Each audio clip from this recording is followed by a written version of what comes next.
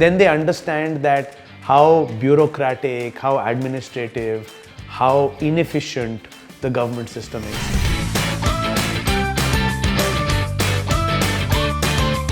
A lot of people are afraid of working with government, but I think that as a skill is going to be key to anyone scaling in this sector.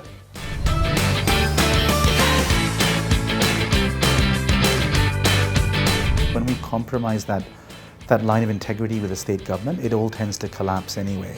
There's no point, and we don't want to be wasting government time, donor money, our own resources and focus on partnerships that won't have a chance of sustaining.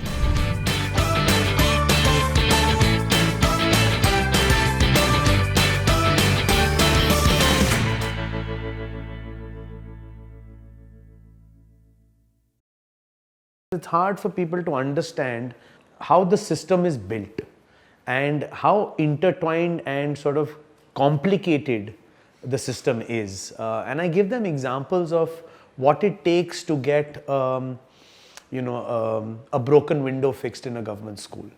And when I explain that to them, then they understand that, wow, just to get a broken window fixed in a government school takes 2 months because there are 16 different people who have to approve it and 4 different departments that actually are responsible for it, and one single authority that has to sign off on all of these papers.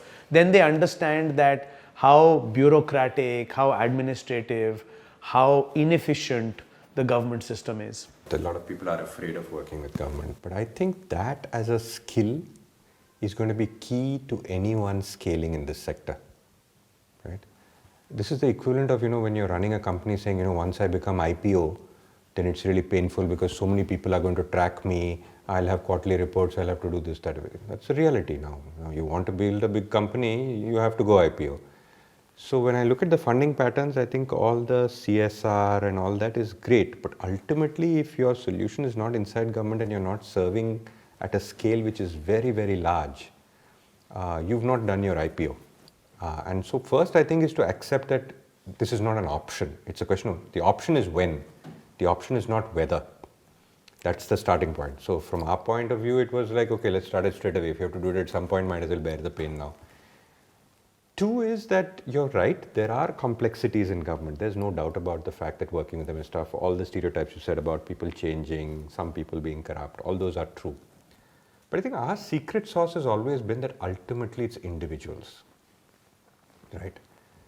There is ultimately, even inside government, there is someone called Pranav Kothari, right? Who's a human being who wants to serve. This is our starting point. The only thing on which I used to train for the first 5 years within the organization is one statement, which is that every human being is good and wants to do good, but gets caught in systems and incentives which make him make poor choices. Every week, we engage with about 10,000, we listen to 10,000 government teachers, right? That listening is so critical because we're listening, right? And that is so critical. Every month we engage with 150 IAS officers, wow. Right? So that listening to what are the problems, what are the structures, what are the solutions, very important because everyone is listening to the child, right? And everyone says in education you have to focus on the child, child-centered education. But what about government employee focused transformation? Right? Listen to the government teacher, listen to the cluster resource coordinator, listen to the block resource coordinator, listen to the diet principal, listen to the district education officer. Why are they making the choices they're making? And that is extremely key. One of the authors we really like is a guy called Michael Fullan, who's based out of Canada. And he says in large systems don't change because policies change. Doesn't change because incentives change. Doesn't change because more resources are available.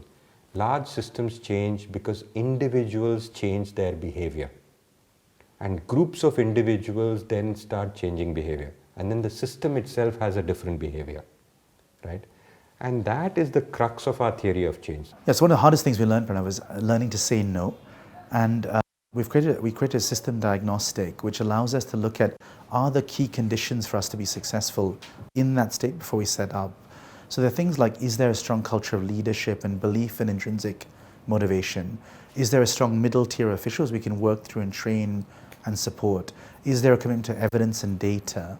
And is there kind of what we call the chai test? Can I sit on over a cup of chai with you like this in a government office with the permanent secretary or a senior official and have a very open, honest conversation about what's going well, what needs to improve, without any blame or any kind of game playing, but we're committed to working and improving together. That cultural condition is the most important thing we look for. If those things are in place in a state, we will sign an MOU. These are not 2-page symbolic statements, they're 40, 50-page Wow. MOUs, probably the longest. We've given several officials heart attacks with the length of our MOUs these days because we really believe it's important to spell out very clearly who's doing what. Right. And in that is a very clear financial equation where we really ask the state government to finance pretty much everything, from printing to transport to the venues to the time of teachers and officials. That sounds small, but when you're working with 2 lakh teachers, that adds up very fast. There's this government school principal who came in our first batch, maybe after about 18 months in our program.